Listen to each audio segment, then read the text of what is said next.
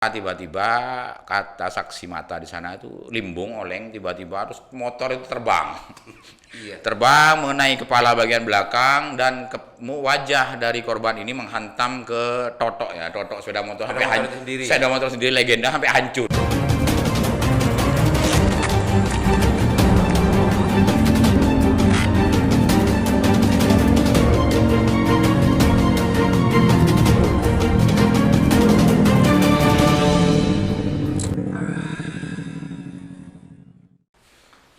Assalamualaikum warahmatullahi wabarakatuh. Kembali berjumpa dengan saya Aliman Haris di acara Sandasan.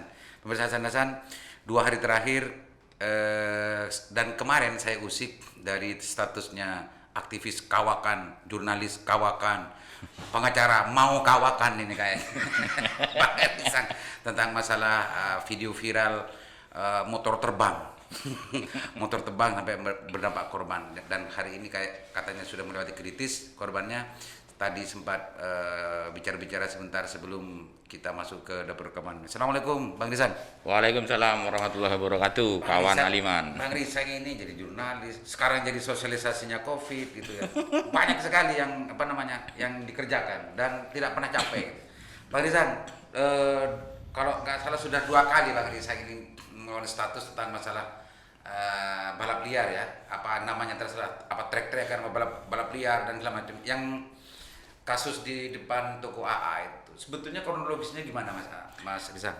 Sebagai pengacaranya kan tahu semua cerita dari dalam kan, karena kalau pengacara pasti punya orang dalam Mas. Jadi begini, jadi saya dari kantor Rumah Advokasi Rakyat itu baru terima kuasa hari Minggu dari kakak korban. Kenapa baru hari Minggu? Dari keluarga korban ini masih konsentrasi pada urusan nyawa adiknya, ngurus Aleng, karena memang mereka itu biaya sendiri dan masuk dengan umum. Jadi kejadiannya itu hari Jumat di Sutomo kan, Dokter Sutomo kan? Dokter Sutomo. Sekarang menjangan ya. Nah, jadi saya terangkan dulu, ceritakan dulu ya. Jadi itu hari Jumat pukul 17 ada segerombolan anak-anak itu, tim apa itu? Balap, tim trek-trekan itulah. Nah, itu nyoba motor dari arah utara kalau nggak tidak salah, itu dari arah utara. Terus korban ini sedang di depan warungnya, dia milik warung, duduk, posisi duduk ya, tidak sedang jalan, duduk di atas motor, tidak jalan motornya. Dari arah utara tiba-tiba kata saksi mata di sana itu limbung oleng, tiba-tiba terus motor itu terbang. Iya. Terbang mengenai kepala bagian belakang dan wajah dari korban ini menghantam ke totok ya, totok sepeda motor sampai hancur. Sepeda motor sendiri legenda sampai hancur. Sampai hancur. Dengan kepalanya. Iya, kepala sama. Dengan wajah ya. Jadi kepala belakang yang ditindih oleh badan motor ya, ditindih sampai hancur itu totok motornya itu dihantam wajahnya itu. Darah banyak, dilarikan ke Anamedika tidak sanggup. Ini yang miris itu waktu dibawa ke Anamedika itu dibawa dengan pickupnya yang mengangkut batu bata. Jadi ada pickup batu bata di situ. Langsung diangkut ke Anamedika tidak sanggup. Malam setengah 8 baru malam itu akhirnya setelah stabil, kondisinya distabilkan di Anamedika, dilarikan ke Dokter Sutomo. Kondisi kritis, dan tadi sebetulnya kemarin sudah mulai sadar, dan hari ini menurut dokter, keluarganya juga ngomong ke saya bahwa sudah melewati masa kritis. Nah, sedangkan tersangka sendiri ini pada Jumat malam itu sudah menyerahkan diri. Jumat malam. Kejadiannya Jumat kan? Jumat sore. Malam Sabtunya menyerahkan diri. Kondisinya juga ada sedikit luka, lecet. Tapi gini, saya kuasa hukumnya ini melindungi kepentingan hukum dari korban. Tapi saya juga harus menghargai hak-hak hukum dari tersangka. Jadi tersangka ini sudah diamankan, kemudian belum di BAP karena memang tidak boleh tersangka itu diperiksa dalam keadaan tidak sehat. Jadi BAP-nya baru besok. Yang menarik statusnya Bang Rizan bukan di situ. Satu, ini bukan jalan raya mbahmu. Ini menarik. Yang kedua, ini di mana nih aparat nih kok belum ditangkap dan BB-nya BB-nya ini masa polisi nggak tahu mana BB yang benar apa BB yang palsu. Nah ini menarik. Silakan Mas Rizal. Jadi tadi pagi saya mendatangi unit Laka Polres Bangkalan. Meminta kejelasan proses hukumnya sampai di mana dan termasuk barang buktinya. Jadi barang buktinya itu memang diakui oleh tersangka dan teman-temannya itu sudah dirubah. Jadi ada jeda ketika kecelakaan itu dibawa lari oleh teman-temannya itu, kemudian diganti, peleknya diganti, ininya diganti, diperbaiki lah. Mereka punya bengkel nggak tahu. Tapi tadi BB aslinya sudah diserahkan. Oh, diantar lagi. Jadi yang rusak yang itu sudah serahkan. Nah, dan tadi juga sudah ada itikat baik dari keluarga tersangka untuk menghubungi keluarga korban. Oh, hanya tadi? Dari tadi malam betul. Iya, memang baru ya. Sudah tiga hari itu ya? Ya 3 hari mungkin karena korban tidak ada di rumahnya atau bagaimana. Yang menarik untuk saya dalam ini, selanjutnya nanti cerita yang barusan. BB dipalsu dan macamnya ini, apa polisi enggak? Lah ini begitu itu, ini kan pengacara yang bisa tahu begini. Kalau orang-orang lain kan tidak bisa untuk melacak itu, Bang Rizal. Ini biasa nggak terjadi semacam ginian? Harusnya nggak biasa, nggak biasa. Ini sudah termasuk tindak kejahatan ya, pidana karena menghilangkan alat bukti, terus merubah, menghilangkan. Ini sudah tindak pidana karena dia melindungi suatu tindak kejahatan. Pertanyaan saya bukan biasa nggak? Nggak biasa. Bukan nggak biasa, Bang Rizal, yang saya nggak bener kan kalau nggak bener. Begini. Tapi biasa nggak? Oh biasa. Biasa. Ini nggak bener kan? Tapi kalau hal semacam ini bisa banyak terjadi mungkin kasus-kasus yang lain. Begini. Saya tidak berani menyebutkan, tapi yang berkembang di masyarakat itu sering yang hukum yang berkembang di masyarakat itu sering ini BB-nya dikurangi, ini BB-nya diganti. Oh, iya. Bahkan tersangkanya juga diganti bisa. Ini menarik benar. Tapi ini kan urusan guyon seriusnya kan ini guyon. Fakta ya. Cuma yang lebih penting yang kita bicarakan hari ini adalah bagaimana posisi hukum dari korban dan posisi hukum dari tersangka itu betul-betul dilaksanakan dan dijalankan oleh aparat hukum, kan gitu Pak Mas Rizal. Mas Rizal setelah menerima kuasa dari pihak korban ini akan berjalan sebagaimana mestinya, apa ini akan mau mokong juga yang tersangka kira-kira? Jadi begini. Ini memang harus dipahami juga oleh masyarakat dan kita juga ya. Jadi penanganan untuk kasus kecelakaan ini berbeda. Jadi memang kemarin belum DBAP, tapi sudah olah TKP, barang bukti dan semua, saksi-saksi juga sudah diperiksa. Tapi untuk korban masih belum karena baru sadar hari ini. Kemudian untuk tersangka juga harusnya hari ini di BAP, cuman ada surat keterangan dari dokter juga dia bisa di BAP. Tapi karena ini tidak meninggal dunia, jadi masih ada metode penyelesaian itu yang dibenarkan oleh di penyidikan kecelakaan ini, ada perkapnya juga itu dengan restoratif justice. Jadi korban, tersangka. Restoratif aktif itu bahasa madhurna, bahasa Bengkalan melajahnya itu pamari begrembeg. Tapi ini dibenarkan oleh hukum selama pihak korban menerima. Jadi pihak tersangka, catatannya itu ya, selama kedua belah pihak. Pihak korban dulu, korban dulu menerima. Pengacara. Karena ini yang menawarkan dari tersangka. Ya. Jadi menawarkan dalam kasus ini penyidik dan saya juga pengacara tadi juga bersifat pasif, hanya menyaksikan saja. Jadi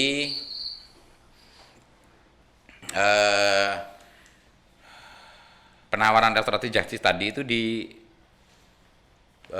tersangka bersedia menyelesaikan seluruh biaya sampai benar-benar selesai, pulih sampai kontrolnya, sampai kontrol selesai semua. Kemudian kendaraan yang rusak punya korban ini, dan ini hanya motor satu-satunya ternyata, motor legenda. Oleh pihak korban, oleh pihak berarti tersangka siap ganti. dari pihak korban ini berarti ke posisi kehidupannya, kesehariannya kurang lebih tidak jauh beda dengan saya mungkin. Ya, dia jualan nasi dan itu langganan kita kalau kan? anak-anak demo. Jualan nasi kan? Ya, Sama. jualan nasi. Jualan nasi demo. Oh berarti sekarang masih dalam proses penyelesaian secara restoratif justice ya. Proses masih belum terjadi, belum ada perdamaian. Memang dimungkinkan untuk dilakukan oleh pihak aparat gitu. Setelah itu aparat hanya memfasilitasi kan gitu.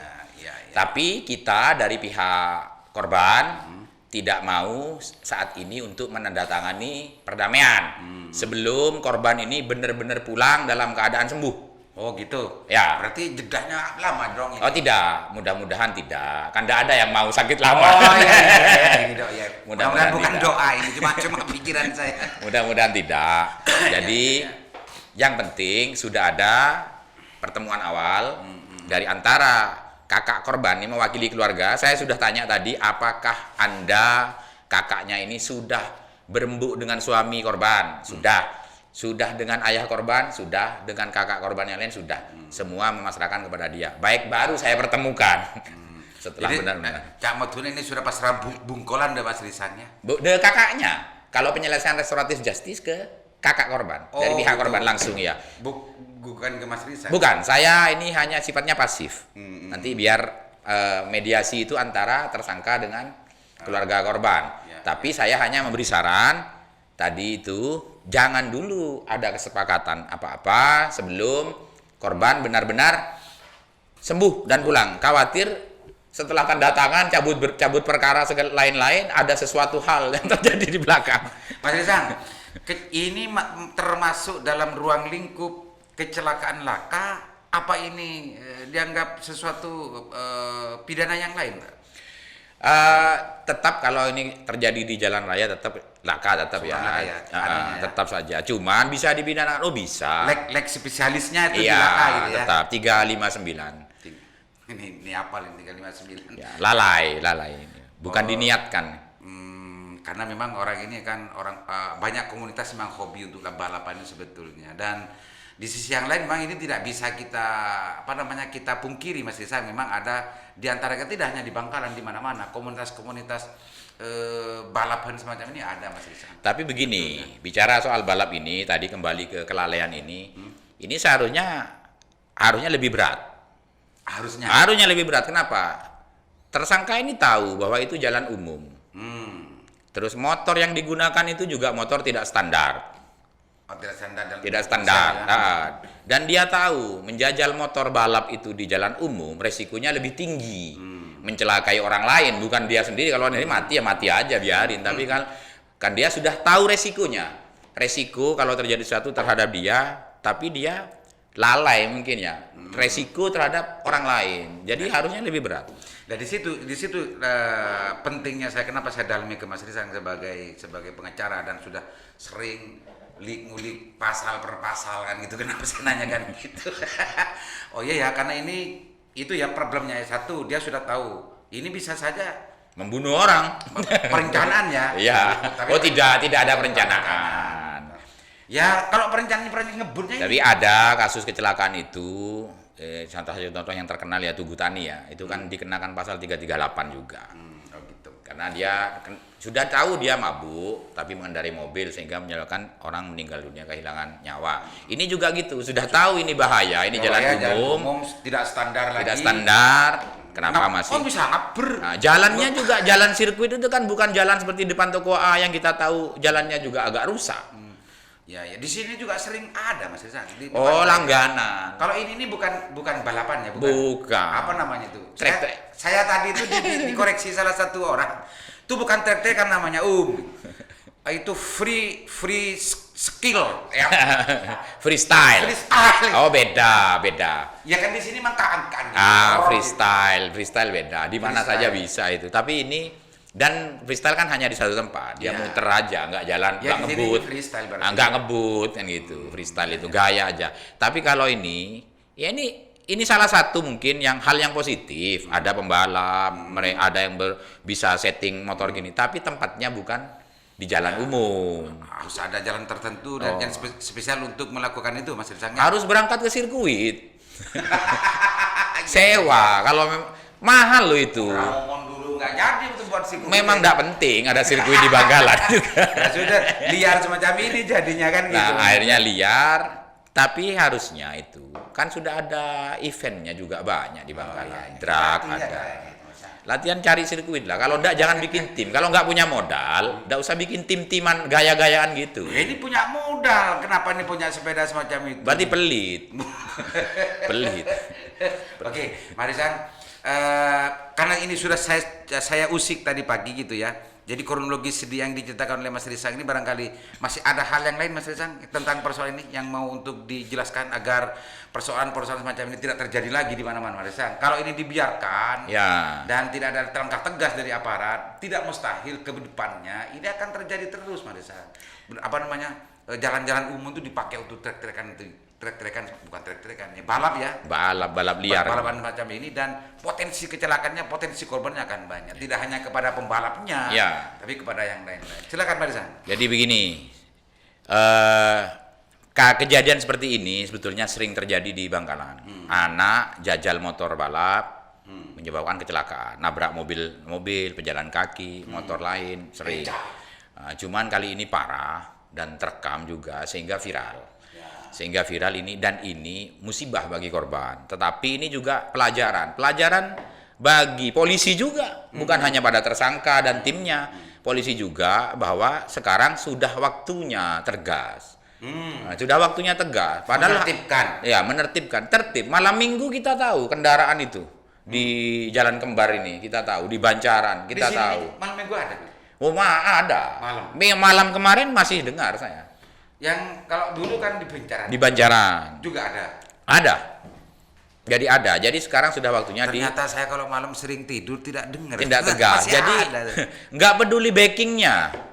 Saya tahu di belakang tim ini ada backing di situ. Ada orang-orang kuat, orang-orang punya modal. Ini bukan hobi murah ini. Kalau bicara backing ini merengis Marisan. Nggak apa-apa. Saya suka. Saya lebih suka bicara dengan backingnya yang top itu daripada dengan curucu itu. Iya. Kalau saya pinginnya hukum saja. Kalau saya maunya, cuman hukum tidak begitu. Jadi kita juga kembali lagi kepada kawan-kawan yang netizen. Netizen ini kan maha benar. Maha benar netizen dengan segala statusnya dan dengan segala komennya gitu. Tapi harus dipahami juga bahwa ada hak-hak tersangka yang harus dihargai. Tersangka menggunakan haknya untuk meminta maaf dan menawarkan penyelesaian restoratif justice. Pihak korban nampaknya menyetujui, cuman saat ini belum terlaksana, menunggu adik korban ini yang ada di rumah sakit ini benar-benar pulih dan pulang ke rumah. Baru nanti saya dampingi untuk bicara perdamaiannya seperti apa. Kan gitu. Itu ketika bicara hanya kasus itu. Barusan Mas Rizang kan sudah sempat menyinggung fenomena yang terjadi selain daripada kasus tadi itu, Mas Rizan. Itu himbauan Mas Rizan kan untuk ini lebih ditegaskan setiap biar tidak terus menerus berpotensi ada korban lagi, Mas Rizan. Jadi ini kepada tim pada tim balap ini saya positif thinking aja. Ini hal yang positif. Tapi tidak jadi negatif ketika itu dilakukan di jalan umum. Jalan umum dalam keadaan jam ramai. Jadi kalau tim ini memang mau serius, dia mau ikut kejuaraan di mana-mana, kan saya tahu mereka ikut kejuaraan. Banyak klub-klub balap juga. Jadi mereka itu latihannya di Gelora Bung Tomo. Latihan di sirkuit Kenjeran dengan sewa, dan ada mobil juga, mobil angkut. Masa tim balap tidak punya mobil untuk angkut motornya? Itu satu. Kedua, bagi polisi, kalau ada nanti motor yang di jalan, langsung tilang, langsung sita, dan dia dikembalikan. Jelas itu suratnya bodong itu. Jelas tidak standar.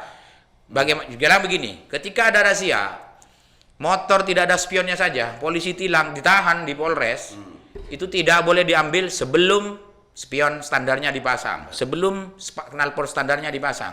Kalau motor ini ada, juga saya perlakukan sama. Sebelum surat-suratnya lengkap gitu ya. Terus standarnya dikembalikan kepada kondisi standar. Jangan kondisi masih balap trek-trekan dikembalikan. Oh gitu. Oh, mahal itu motor itu. Motor itu bisa dapat mobil itu. Artinya kalau menurut Mas Rizal mungkin dalam pikiran Mas Rizal, kalau ini aparat tegas gitu ya, karena motornya ini mahal dan lain-lain sebagainya, maka ini akan betul-betul berefek jerah. Oh, jerah. Karena mahal Mas Rizal. Mahal Kalau setting nggak itu. dikembalikan, Jadi kalau motor oh, itu gila aja. boleh, tapi tidak boleh dikendari di jalan umum. Ya. Ada jalan khusus. Atau kalau enggak, berhubungan sekalian dengan Polres Bangkalan, dengan Lantas, hari ini tanggal sekian akan ada latihan. Sehingga ada pengamanan. Ya. Karena memang di Bangkalan terbatas sirkuitnya. Ya. Mana yang bisa? Misalnya jalan kembar satu sisi dipakai. Yang paling halus, koordinasi dengan pihak keamanan, saya kira Polres Bangkalan cukup bersedia lah untuk begitu. Cukup manusiawi dan Manusiawi, juga ya. tidak akan membunuh Kreativitas, prestasi juga. Jadi koordinasi dengan pihak Polres saya juga welcome, saya pikir welcome. Misalnya sama dengan menutup jalan. Jadi ada acara itu. Acara apa gitu ya? Tapi jadi itu jangan setiap hari lah. enggak, itu kan latihan. Biasanya juga setting 1 minggu sekali, misalnya 2 jam untuk latihan saja. Oh, ini bagus pemirsa. Ini solusi. Mas Rizal memang sejak dulu memang ada cerdasnya. Memang ada persoalan-persoalan seolah-olah buntu di sini itu ada keterbatasan sarana untuk sirkuit. Tapi barusan ini ada salah satu solusi. Semua pihak harus bekerja sama termasuk aparat itu juga. Justru selama ini kan itu kan rem-nyerem itu bersembunyi-sembunyi ke aparat sebelumnya. Sekarang tuh izin saja ke aparat sekalian. Ya, gitu jadi kan ada IMI, ikatan mereka ada di bawah naungan IMI kok. Motornya ada logo IMI juga. Oh gitu. Ada IMI. IMI juga bisa koordinasi dengan Polres Bangkalan. Ya, ada KONI juga induknya di sini. Oh KONI. KONI juga lah. IMI kan di bawah KONI juga. Saudara nggak usah ke KONI. Nggak usah ya, langsung ke IMI saja ya. Jadi Polres akan, saya yakin Polres akan memfasilitasi. Oh itu bisa fasilitasi Mas Rizal lah itu nanti. Apa namanya wacana itu bisa juga di channel ini mungkin Polres juga bisa mendengar ini dan ini penting untuk direalisasikan karena di sisi yang lain diakui atau tidak di Bangkalan banyak bengkel-bengkel yang memang menyediakan para pembalap-pembalap. Betul. Kalau Banyak. ini ditegasin dan mati ya gimana juga gitu kan. Iya. Jadi antara Polres Bangkalan dengan IMI atau Polres Bangkalan juga yang berinisiatif melakukan sosialisasi, memanggil klub-klub IMI dan klub-klub yang pembalap ini dipanggil, disosialisasikan, kasih jadwal waktu, ajukan surat tidak mendadak, 3 hari sebelumnya agar disahkan pengamanan juga ditutup sekian jam untuk latihan, tanpa penonton tentunya, latihan. Kalau pakai nonton kan namanya bahaya lagi. Oke, kan bisa disediakan ambulan juga waktu di situ kalau ada latihan. Malah lebih safety menurut saya. Ya, itu luar biasa. Mudah-mudahan ini segera bisa ditindaklanjuti Mas Rizal agar tidak ada potensi-potensi korban-korban yang lain. Mas. Amin. Masa cara neng saya biasa itu coba lo amarga Mas Rizal. Iya, musibah benar-benar musibah itu. Coba lo amarga. Jadi kalau Mas Rizal ya, saya ini hanya satu putaran lagi ya. Ini bukan sama-sama coba. Bukan. Ini coba tak amarga. Iya, betul. Jadi, nah, kalau kita sama-sama kan begini. Sama-sama jalan. Jadi dalam proses restorasi justice-nya bisa saja ini pakai sama-sama coba. Saya sering juga begitu Mas. Dan itu memang bisa diterima Mas. Ini orang nang Marisang coblogan paling ini beni coba beni sama-sama coba ini bisa karena alhamdulillah korban ini selamat. Sementara ini selamat lewat masa kritis. Nah, ini tapi restoratif justice ini batal kalau ini korbannya meninggal dunia. Oke, Marisang hanya itu Marisang ya. Siap. Mudah-mudahan ini ada tidak lanjut dan mudah-mudahan juga bisa memberikan perhatian khusus kepada pihak-pihak terkait, khususnya teman-teman dan adik-adik yang sekarang mempunyai kemampuan untuk bertrek-trekan dan berbalap-balapan ini, jangan sampai ini menjadi liar gitu ya. Usahakan apa yang disampaikan Mas Rizal tadi itu jangan di jalan umum, yang penting itu. Seperti tidak di jalan umum agar tidak ada potensi seperti korban seperti yang terjadi kemarin Jumat kemarin. Terima kasih ya. Betul. Mudah-mudahan. Assalamualaikum warahmatullahi wabarakatuh. Waalaikumsalam warahmatullahi wabarakatuh.